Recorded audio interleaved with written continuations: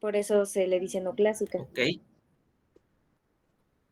Entonces, otra forma también de considerar esta enfermedad es como herencia no mendeliana, ¿vale? Muy bien, entonces, vamos a dar inicio.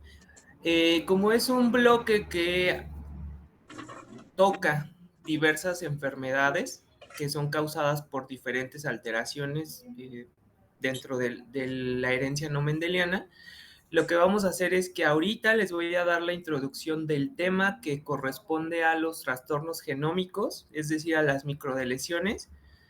La siguiente clase, bueno, termino yo, pasan ustedes, y la siguiente clase, cuando empecemos con alteraciones por expansión de microsatélites, según yo es esa, inicio nuevamente yo y presentan ustedes, ¿sale? Y así con los siguientes bloques, ¿vale? Para que ahorita no me tarde tanto. Muy bien.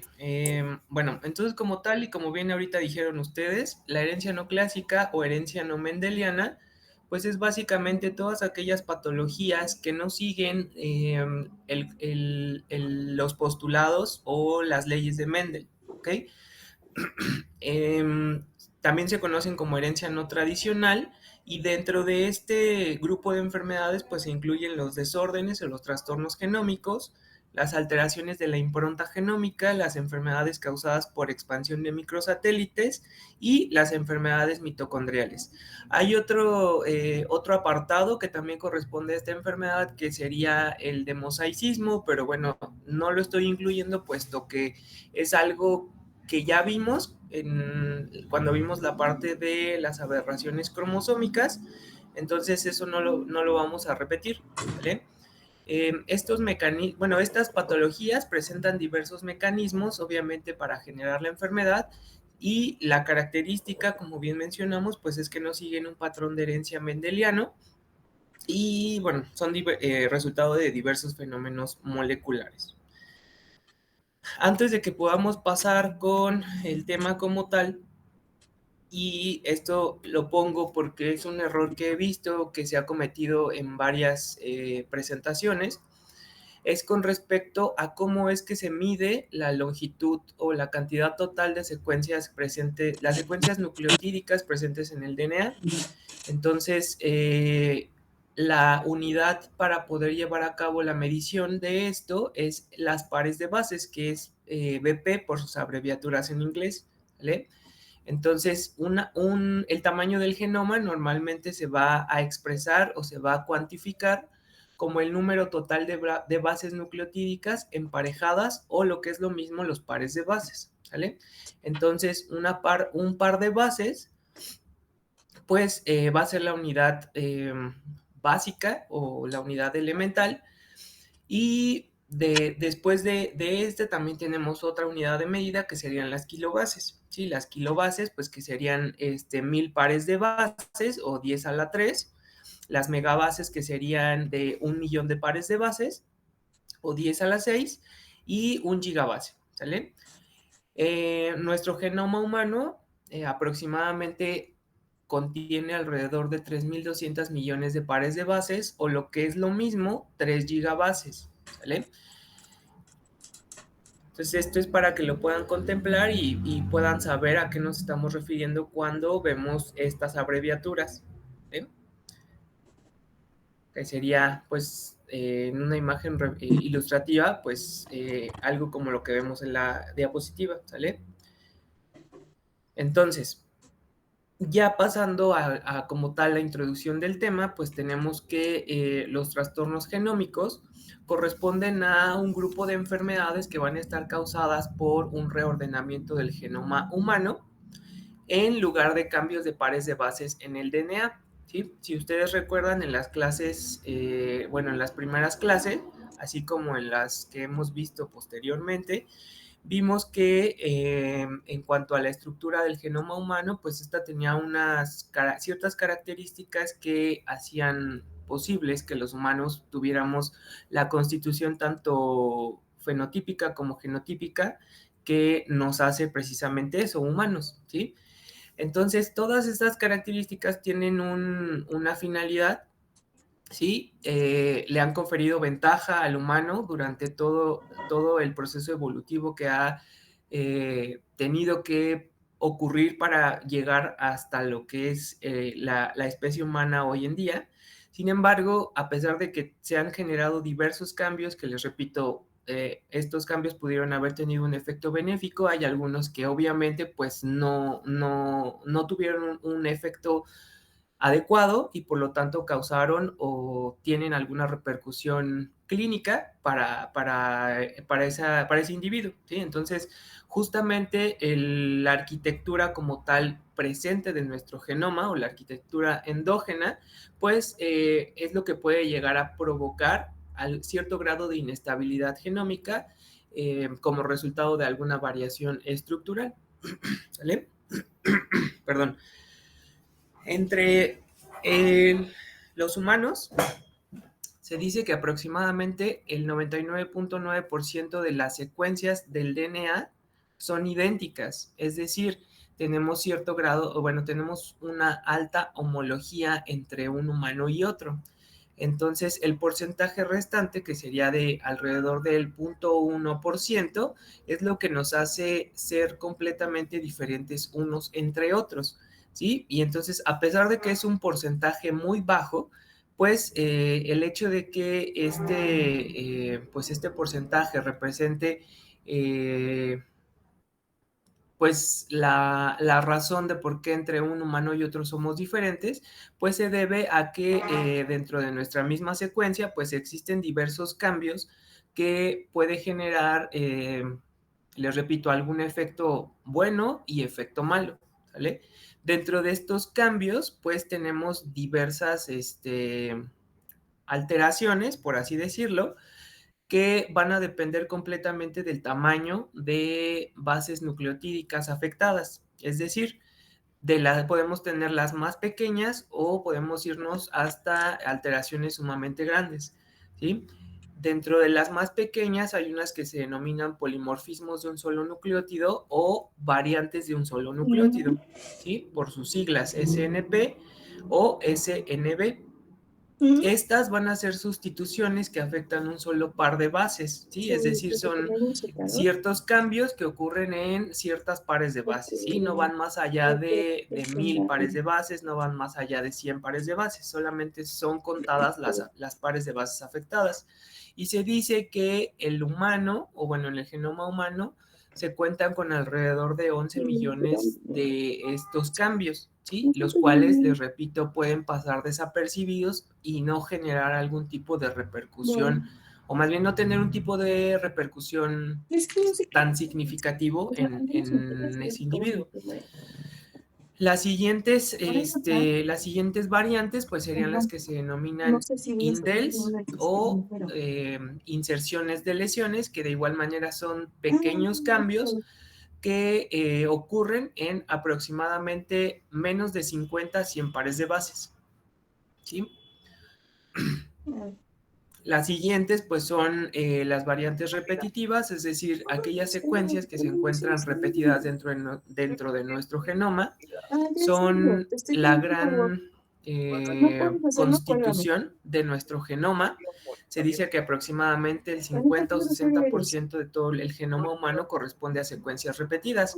Y esto es algo que de igual manera hemos visto con anterioridad, porque recuerden que la gran parte de nuestro genoma No tengo. hay ciertas secuencias que lo único que hacen es, por ejemplo, dar estructura, ¿sí? Como por ejemplo las regiones del centrómero, las regiones pericentroméricas, las teloméricas, las subteloméricas, ¿sí?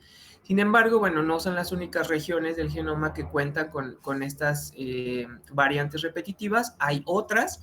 Recuerden ustedes que podíamos tenerlas repetidas de manera dispersa, es decir, que de un segmento de nuestro genoma se podía volver a repetir a una larga distancia, ¿sí? Había una gran separación entre una y otra variación, pero también podíamos tener repeticiones que fueran continuas, es decir, un bloque repetido se presentaba y enseguida podíamos tener esa misma repetición. Entonces, estas se pueden o se denominan como secuencias repetidas en tándem, ¿sí? Después de esto, pues tenemos lo que son las variantes estructurales, que a diferencia de las primeras, estas ya son como tal variantes que pueden llegar a identificarse a través de estudios moleculares y que pues son o que cuentan con un tamaño mayor a las primeras, ¿sí? Estas variantes estructurales pueden afectar segmentos de DNA bueno, pueden afectar secuencias que van más allá de las 1000 pares de bases o lo que es lo mismo una kilobase, ¿vale?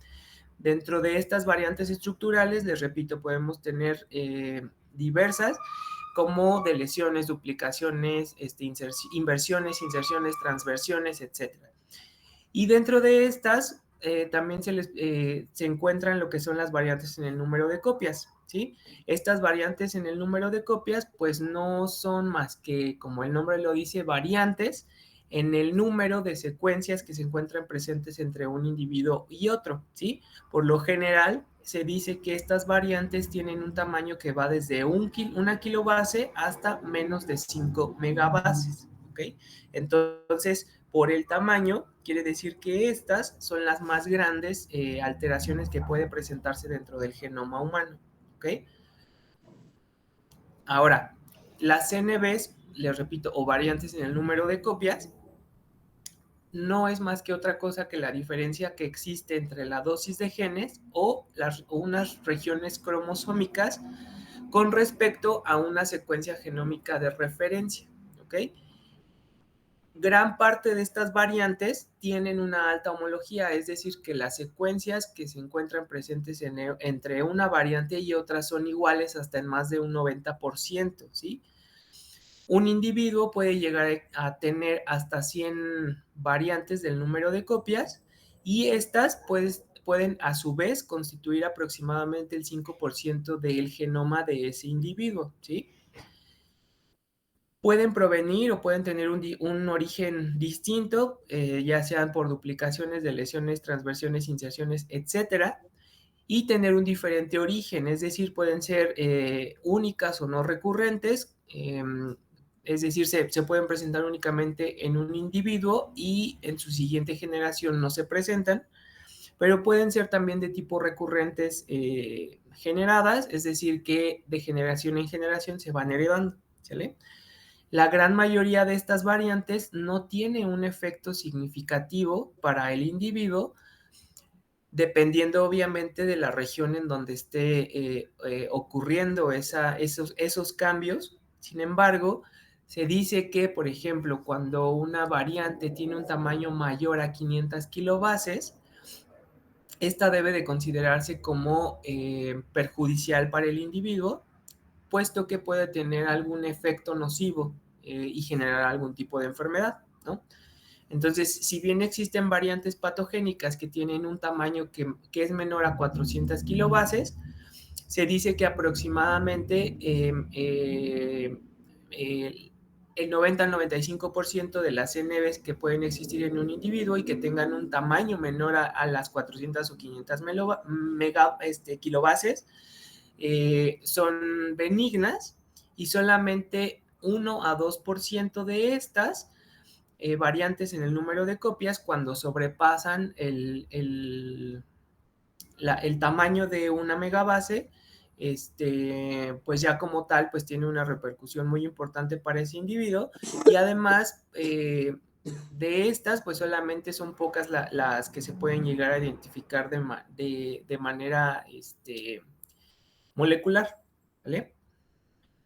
Entonces, esto es lo que les mencionaba. Recuerden, las secuencias o las repeticiones pueden ser de tipo disperso o pueden ser repetidos en tándem, como vemos en la primera imagen, que sería una representación de una repetición dispersa, ¿sí? Es decir, las secuencias en verde que están aquí arriba repetidas se vuelven a repetir, pero hay una gran distancia entre una y otra, a diferencia de las repeticiones en tándem, en donde aquí se repite una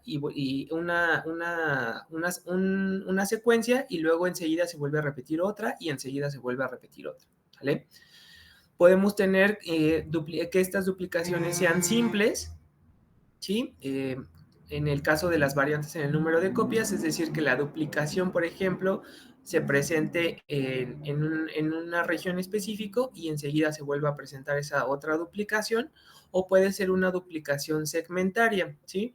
Es decir, es una duplicación que involucra varios tramos de esa secuencia, de una secuencia nucleotídica que se encuentra en esta región y luego enseguida se vuelve a presentar, ¿sale? Esto sería una duplicación segmentaria. Entonces, como pueden ustedes observar, pues el genoma humano no es perfecto, ¿sí? Por lo que esto lo vuelve susceptible de generar algún tipo de alteración que pueda poner en riesgo su vida, ¿sí? Entonces, esta arquitectura endógena de nuestro genoma es lo que lo vuelve susceptible a tener un reordenamiento, ¿sí? Y esto puede ser causado por todas aquellas procesos que en una persona normal o en un individuo sano, pues no deberían de existir. Las causas, pues bueno, pueden ser errores en la recombinación meiótica, fallas en la replicación y en la reparación del ADN. ¿Ok? ¿Vamos bien? Sí, doctor. Bueno. Entonces, de estas duplicaciones segmentarias que veíamos, estas justamente son las que son relevantes para los temas que vamos a ver ahorita, porque las duplicaciones segmentarias también se les puede conocer como repetidos de bajo número de copias o LCR por sus siglas en inglés, y es exactamente lo mismo, son bloques duplicados de DNA o también llamados duplicones que tienen un tamaño que oscila entre las 10 kilobases de 10 a 400 kilobases. Sus características, pues bueno, entre una y otra, o bueno, entre uno y otro, entre una y otra duplicación, pues es que tienen una alta homología, como les mencionaba.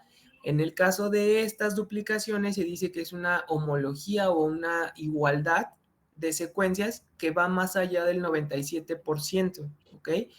Entonces, otra característica de estas duplicaciones es que se van a encontrar flanqueando genes sensibles a dosis, ¿sí?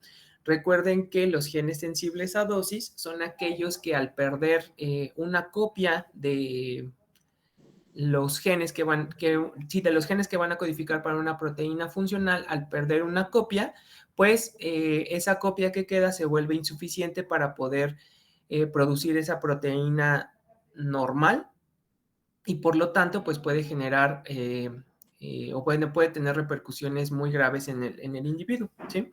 Entonces, entre cada uno de estos bloques duplicados, pues se encuentran secuencias que contienen o que van a codificar para genes importantes, ¿sí? Como lo ven aquí en la imagen, tenemos una duplicación y tenemos otra, ¿sí? Y entonces las secuencias que se encuentran entre cada una de estas, pues alberga secuencias que codifican para genes importantes, ¿vale?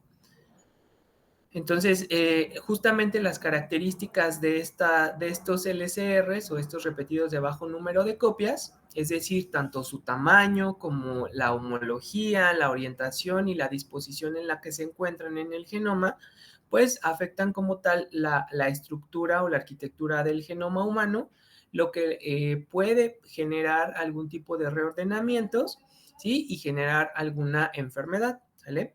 El proceso por el cual se puede llevar a cabo este reordenamiento es uno que se denomina recombinación homóloga no alélica, ¿ok? Entonces, ustedes recuerdan que en el caso de los autosomas, ¿en dónde se lleva a cabo la recombinación?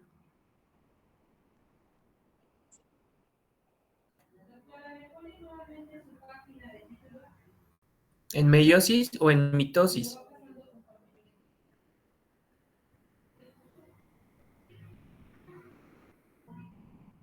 Chicos,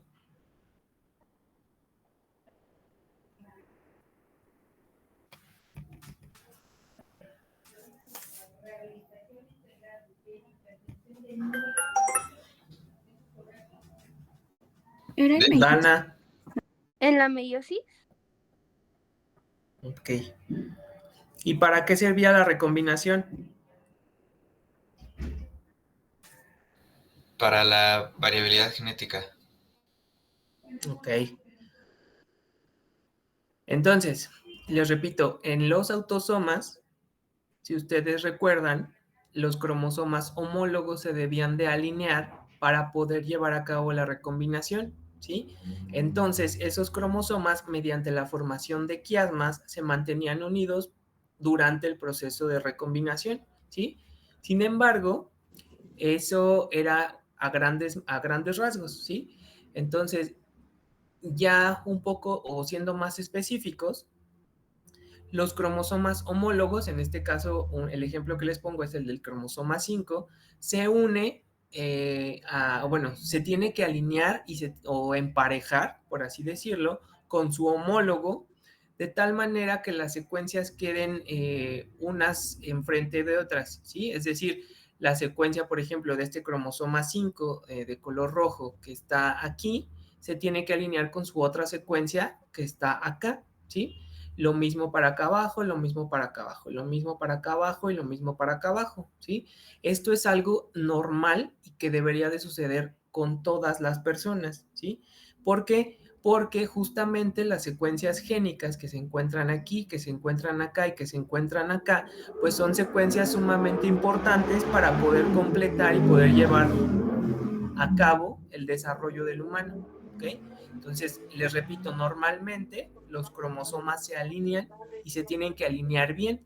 Por ejemplo, en la imagen que tenemos del lado derecho, las secuencias de color verde de un cromosoma con las de otro se deben de alinear al mismo nivel, lo mismo que las secuencias de color azul, las otras secuencias de color azul y las secuencias de color morado de ambos cromosomas, para que al final se lleve a cabo el entrecruzamiento o el crossing over y en los gametos que resulten, pues contengan la misma información genética, obviamente, pues ya mediante el proceso de recombinación o el intercambio de material o de información genética de los padres, y pues pueda haber, le repito, la misma información, ¿sale? No sé quién levantó la mano. Yo, doctor, es que tengo una duda. A nosotros nos va a tocar exponer sobre el síndrome de Williams. Y Ajá. ahorita en cuestión de estas de lecciones que estaba usted comentando, en mi caso, no sé, tengo duda. Comenta que en esa región crítica es la LCR, ¿verdad? Entonces, según entiendo, por mi gen que está afectado, perdón, sí, el gen que está afectado, la región del gen que está afectado es en el cromosoma 7 es el 11.23. Ajá. Entonces, si bien entiendo por lo que está comentando, ocurre una delección total de esta región crítica y es por eso que no se presentan o no se codifican la información para estos genes. Así es. Mira, déjame pasar al siguiente ejemplo, porque a eso iba. Ah, ok, perdón. Entonces, esto es lo que debería de ocurrir normalmente, ¿sale? De aquí, ¿quedó claro? Sí, sí. Sí. Ok. Recuerden que los LCRs son las regiones duplicadas que están por fuera de la región crítica. ¿Ok? Entonces, por ejemplo, estas letras que están en color verde y en color azul y en color morado, esos son los LCRs. Lo que está dentro o lo que flanquea un LCR y otro es esa región crítica que es sumamente importante, ¿sí?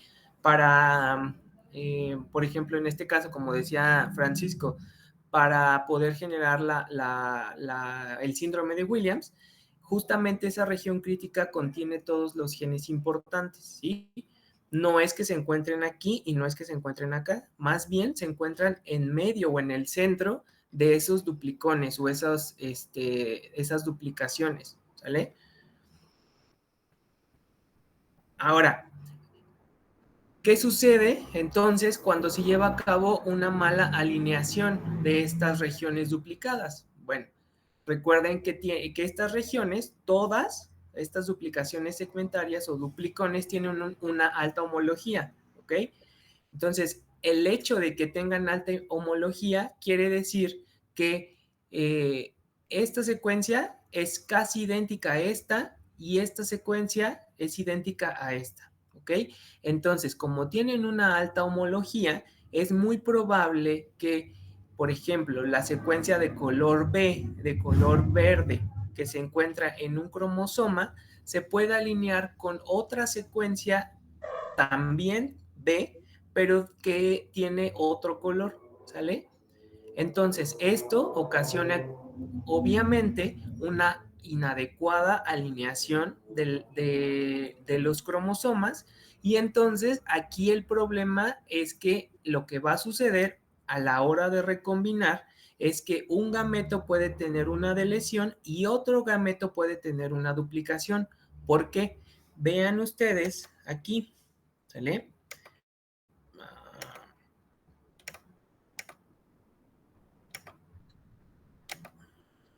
Cuando se lleva a cabo la recombinación, esta región que está aquí y acá están alineadas. Entonces, cuando ocurre el proceso de recombinación, aquí, esta región que está aquí a partir de la B de color azul, lo que va a hacer es alinearse y va a recombinar de esta manera, ¿sale?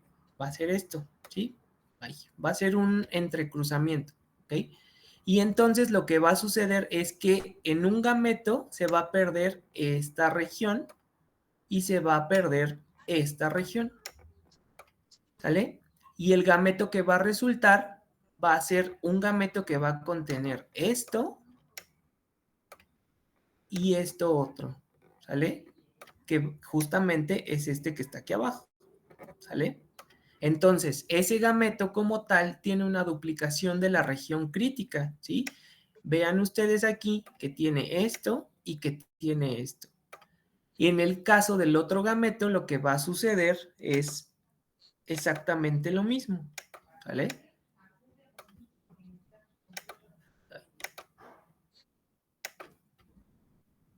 Lo que va a hacer es alinearse aquí, ¿sí? Pero el gameto que va a resultar va a ser un gameto que va a contener únicamente estas secuencias, es decir, la secuencia CAB en color verde, la secuencia B en color azul, la secuencia A azul y las secuencias BAC en color morado. Y entonces este gameto lo que está teniendo es una deleción de la región crítica, ¿ok? Por el mal alineamiento que está viendo, ¿sale? Entonces, esto es lo que va a dar origen a las enfermedades que vamos a ver ahorita, ¿ok? Es una mala alineación, ¿sí? Entonces, se tiene que llevar a cabo el proceso de recombinación. En eso no hay duda. Sin embargo, es una recombinación, aunque es homóloga, ¿sí? Entre un cromosoma homólogo y otro, el alelo que se está intercambiando entre uno y otro de los cromosomas no es el correcto. Es por eso que se le denomina recombinación homóloga no alélica, ¿ok? ¿Sí? Cierto. ¿Más o menos? ¿Quedó? Francisco. Sí, ya me quedó la duda más clara. Ok. Entonces, este proceso de recombinación homóloga no alélica puede ser, o más bien puede originarse después de un evento de ruptura de doble cadena del DNA, que puede suceder tanto en la meiosis como en la mitosis, ¿ok? Y justamente, como les mencionaba, esto va a suceder cuando hay un mal alineamiento entre una secuencia y otra debido a su alta homología, ¿ok? Lo que obviamente pues va a generar un completo reordenamiento genómico en los gametos resultantes, ¿no? Y pues obviamente esto puede condicionar enfermedades, ¿no?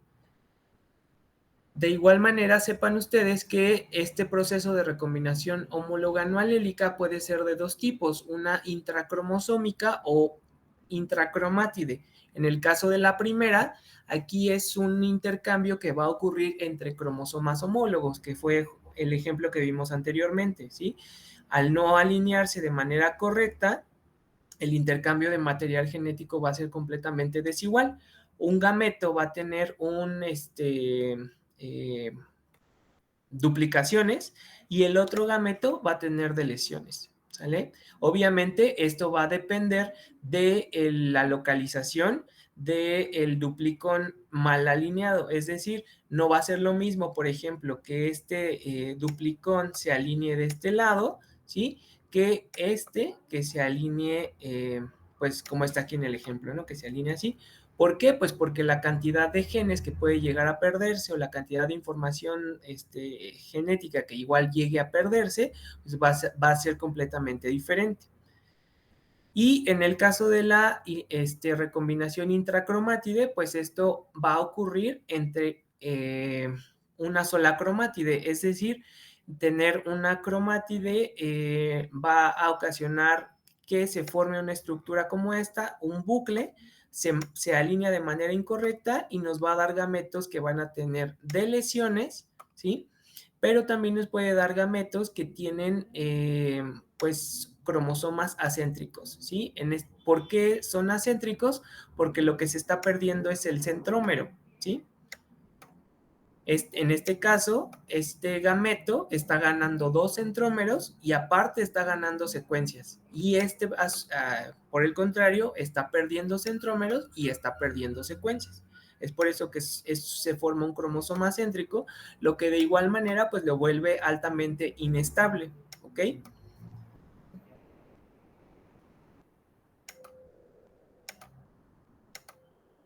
¿Dudas? No, doctor. No. Bueno, de todas maneras ahorita lo vamos a reforzar con las enfermedades que vamos a ver, ¿sale?